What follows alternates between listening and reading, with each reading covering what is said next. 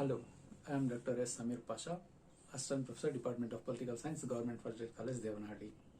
In my today's class, I am going to explain you about Bangalore North University, 5th semester BA Political Science, paper 5.1. The title of the paper is Indian Constitution Institutional Framework, session number 32.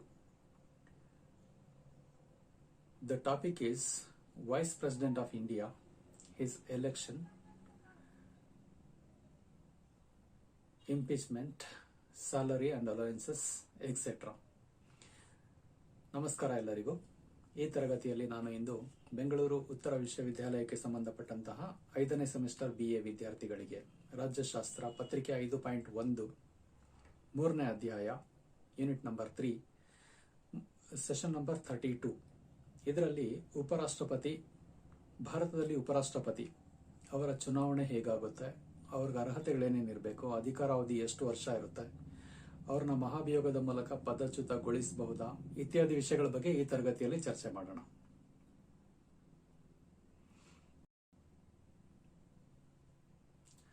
Article 63, there shall be a Vice President of India. Article 63 says that there shall be a Vice President of India. The office of the Vice President of India is the second highest constitutional office in India after the Commander-in-Chief of all. After the Commander-in-Chief of the Indian Armed Force, I mean the President.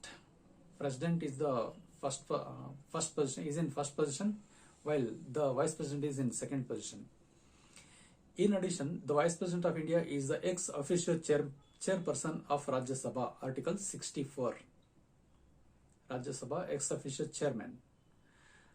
An electoral college consisting of members of both houses of parliament, the upper house, that is Rajya Sabha, and the lower house, that is Lok Sabha, elects the Vice President of India in accordance with the system of proportional representation by means of single transferable vote system on the basis of Article 66.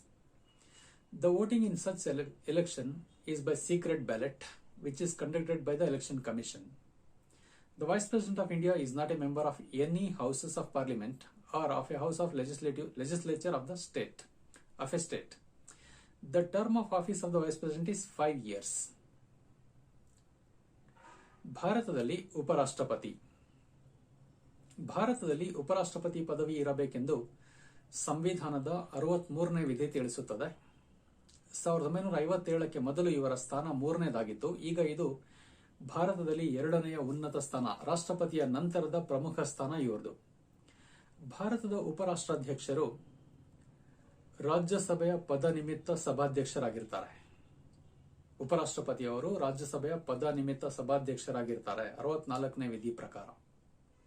ಯಾಕೆಂದ್ರೆ ಇವರು ರಾಜ್ಯಸಭೆಯ ಸದಸ್ಯರಲ್ಲ, ಆದ್ರೂ ಇವರು ರಾಜ್ಯಸಭೆಯ ಸಭಾಧ್ಯಕ್ಷರಾಗಿರ್ತಾರೆ. ಹಾಗಾಗಿ ಇವರನ್ನ ರಾಜ್ಯಸಭೆಯ ಪದ ನಿಮಿತ್ತ ಸಭಾಧ್ಯಕ್ಷ, X official chairman of Rajya Sabha, because he is not the member of Rajya Sabha but he presides over the meetings of Rajya Sabha. So he is called as ex-official chairman of Rajya Sabha.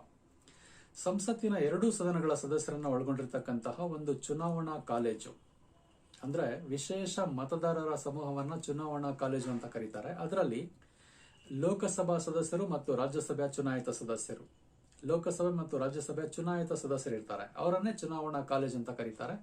ಈ ಚುನಾವಣಾ ಕಾಲೇಜಿನ ಸದಸ್ಯರು, ಐ ಮೀನ್ ವಿಶೇಷ ಮತದಾರರು, ಉಪರಾಷ್ಟ್ರಪತಿಯವರನ್ನ ಭಾರತದಲ್ಲಿ ಪ್ರಮಾಣಾನುಪಾತ ಏಕಮತ ವರ್ಗಾವಣಾ ಪದ್ಧತಿಯ ಮೂಲಕ ಆಯ್ಕೆ ಮಾಡ್ತಾರೆ. ಇದ್ರ ಬಗ್ಗೆ 66ನೇ ವಿಧಿ ತಿಳಿಸುತ್ತೆ. ಇವರ ಚುನಾವಣೆಯಲ್ಲಿ ಮತದಾನವನ್ನ ಚುನಾವಣಾ ಆಯೋಗ ನಡೆಸುವ ರಹಸ್ಯ ಮತದಾನದ ಮೂಲಕ ಚುನಾಯಿಸಲಾಗುತ್ತದೆ. ಭಾರತದ ಉಪರಾಷ್ಟ್ರಪತಿಯು ಸಂಸತ್ತಿನ ಯಾವುದೇ ಸದನದ ಅಥವಾ ಒಂದು ರಾಜ್ಯದ ಶಾಸಕಾಂಗದ ಸದನದ ಸದಸ್ಯರು ಆಗಿರೋದಿಲ್ಲ. ಉಪರಾಷ್ಟ್ರಪತಿಯವರ ಅಧಿಕಾರಾವಧಿ 5 ವರ್ಷಗಳಾಗಿರುತ್ತೆ. The qualifications needed to become Vice President of India. The qualifications needed to become a Vice President of India are the following. He or she must be a citizen of India, number 1. Number 2, he or she must be over 35 years of age. He or she must not hold any office of profit. He or she must be qualified for election as a member of the Rajya Sabha or the Council of States, I mean the upper house.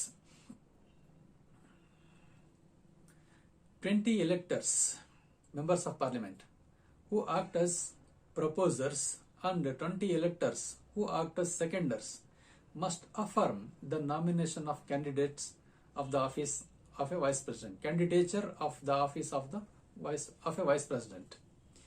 Each candidate must deposit a total of 15,000 rupees to the Reserve Bank of India as part of the nomination process. ಉಪರಾಷ್ಟ್ರಪತಿ ಸ್ಥಾನಕ್ಕೆ ಸ್ಪರ್ಧಿಸಲು ಇರಬೇಕಾದ ಅರ್ಹತೆಗಳೇನೇನು ಅಂತ. ಉಪರಾಷ್ಟ್ರಪತಿ ಸ್ಥಾನಕ್ಕೆ ಸ್ಪರ್ಧಿಸಲು ಅರ್ಹತೆಗಳನ್ನು ಸಂವಿಧಾನದ 66 ಸಬ್ 3ನೇ ವಿಧಿ ತಿಳಿಸುತ್ತೆ. ಅದರ ಪ್ರಕಾರ ಉಪರಾಷ್ಟ್ರಪತಿ ಆಗಲು ಬಯಸ್ತಕ್ಕಂತಹ ವ್ಯಕ್ತಿ ಭಾರತದ ಪ್ರಜೆಯಾಗಿರಬೇಕು, ಕನಿಷ್ಠ 35 ವರ್ಷ ವಯಸ್ಸಾಗಿರಬೇಕು, ರಾಜ್ಯಸಭೆಗೆ ಆಯ್ಕೆಯಾಗಲು ಬೇಕಾದ ಅರ್ಹತೆಗಳನ್ನು ಹೊಂದಿರಬೇಕು. 64 ಸಬ್ 4 ಉಪವಿಧಿ 4ನೇ ಪ್ರಕಾರ ಕೇಂದ್ರ ಅಥವಾ ರಾಜ್ಯ ಸರ್ಕಾರದ ಅಥವಾ ಸ್ಥಳೀಯ ಪ್ರಾಧಿಕಾರದಲ್ಲಿ ಲಾಭದಾಯಕ ಹುದ್ದೆಯನ್ನು ಹೊಂದಿರಬಾರದು. ಸರಳವಾಗಿ ಹೇಳೋದಾದ್ರೆ ಸರ್ಕಾರಿ ಹುದ್ದೆಯಲ್ಲಿ ಇರಬಾರದು. ಉಪರಾಷ್ಟ್ರಪತಿ ಹುದ್ದೆಗೆ ಚುನಾವಣೆಗೆ ಸ್ಪರ್ಧಿಸುವವರು 1997ರ ಸಂವಿಧಾನ ತಿದ್ದುಪಡಿ ಪ್ರಕಾರ ಠೇವಣಿ ಮೊತ್ತ 15,000 ರೂಪಾಯಿಗಳನ್ನು ಕಟ್ಟಬೇಕು ಮತ್ತು 20 ಮತದಾರರು ಇವರ ಹೆಸರನ್ನ ಸೂಚಿಸಬೇಕು ಮತ್ತು 20 ಜನ ಮತದಾರರು ಇವರ ಹೆಸರನ್ನ ಅನುಮೋದಿಸಬೇಕು. ಮತದಾರರು ಅಂದ್ರೆ ಸಂಸತ್ತಿನ ಸದಸ್ಯರು. 20 ಸದಸ್ಯರು ಹೆಸರನ್ನ ಸೂಚಿಸಬೇಕು, 20 ಸದಸ್ಯರು ಇವರ ಹೆಸರನ್ನ ಅನುಮೋದಿಸಬೇಕು, 15,000 ರೂಪಾಯಿ ಠೇವಣಿ ಕಟ್ಟಬೇಕು ಮತ್ತೆ ಅಗತ್ಯವಾದ ಅರ್ಹತೆಗಳನ್ನು ಹೊಂದಿರಬೇಕು. Term of vice president, tenure. The office of the vice president is for a period of 5 years. There is no fixed retirement age to the vice president, as he or she can remain in the post for 5 years. However, he or she can be re-elected as vice president for any number of times. The office of the vice president can also terminate earlier before the fixed 5-year term, either by resignation or by removal by the president on the basis of impeachment. There is no formal process of impeachment for the removal of vice president, and a removal proceedings can be initiated when members of Rajya Sabha vote against vice president in an effective majority and members of Lok Sabha agree to this decision in a simple majority. Then he must have to resign. A total of 14 days advance notice must be given prior to the initiation of the removal proceedings of the vice president. In such cases, when a temporary vacancy in the office of the vice president is created, the deputy chairman of the Rajya Sabha takes over the role of the chairman of Rajya Sabha. ಅಧಿಕಾರಾವಧಿ. ಭಾರತ ಸಂವಿಧಾನದ 67ನೇ ವಿಧಿ ಪ್ರಕಾರ ಅಧಿಕಾರವನ್ನು ವಹಿಸಿಕೊಂಡ ದಿನದಿಂದ 5 ವರ್ಷಗಳ ಕಾಲ ಉಪರಾಷ್ಟ್ರಪತಿಯವರು ಅಧಿಕಾರದಲ್ಲಿರ್ತಾರೆ. 5 ವರ್ಷಗಳು. ಅವಧಿ ಮುಗಿಯೋದಕ್ಕೆ ಮೊದಲೇ ರಾಷ್ಟ್ರಪತಿಗೆ ಪತ್ರ ಬರೆದು ರಾಜೀನಾಮೆ ಬೇಕಾದರೆ ಕೊಡಬಹುದು. 67B ವಿಧಿಯ ಪ್ರಕಾರ ಉಪರಾಷ್ಟ್ರಪತಿಯವರನ್ನ ಪದಚ್ಯುತಗೊಳಿಸಬಹುದು ಮಹಾಭಿಯೋಗದ ಮೂಲಕ. ಉಪರಾಷ್ಟ್ರಪತಿಯನ್ನ ಪದಚ್ಯುತಗೊಳಿಸಲು ತೀರ್ಮಾನಿಸಿ ರಾಜ್ಯಸಭೆ 14 ದಿನಗಳ ಮೊದಲೇ ನೋಟಿಸ್ ಕೊಟ್ಟು ನಿರ್ಣಯವನ್ನ ಬಹುಮತದಿಂದ ಅಂಗೀಕರಿಸಿದ ನಂತರ ಲೋಕಸಭೆ ಆ ನಿರ್ಣಯನ ಒಪ್ಪಿಕೊಂಡರೆ ಸಂಬಂಧಪಟ್ಟ ಉಪರಾಷ್ಟ್ರಪತಿಯವರು 5 ವರ್ಷಗಳಿಗಿಂತ ಮುಂಚೆನೆ ತಮ್ಮ ಅಧಿಕಾರಾವಧಿಯನ್ನು ಕಳ್ಕೊಳ್ತಾರೆ. 67 ಉಪವಿಧಿ ಎ ಪ್ರಕಾರ ಇವರ ಅಧಿಕಾರಾವಧಿ ಮುಗಿದರೂ ಉತ್ತರಾಧಿಕಾರಿ ಅಧಿಕಾರಕ್ಕೆ ಬರುವವರೆಗೂ ಅಧಿಕಾರದಲ್ಲಿ ಇವರು ಮುಂದುವರಿಯಬಹುದು. 68ನೇ ವಿಧಿಯ ಪ್ರಕಾರ ಅವಧಿ ಮುಗಿಯೋದಕ್ಕಿಂತ ಮುಂಚೆನೆ ಚುನಾವಣೆ ನಡೆಯಬೇಕಾಗುತ್ತೆ. Salary allowances and pension of the Vice President of India. The Vice President is entitled to receiving the salary of the Chairman of Council of States, I mean Rajya Sabha Chairman. As Rajya Sabha Chairman, he receives the salary, which presently amounts to 4 lakh rupees per month. The salary of Vice President of India, 4 lakhs rupees per month. In addition, he or she is entitled to a daily allowance, free furnished residence, medical, travel and other facilities are also given to him. The pension for the Vice President is 50% of the salary. However, when the Vice President performs the functions of the President or discharges the duties of the President in the latest temporary absence, he is entitled to the salary as well as special privileges of President. Oath or affirmation. The Article 69 of the Constitution of India provides the oath or an affirmation for the office of Vice President as follows.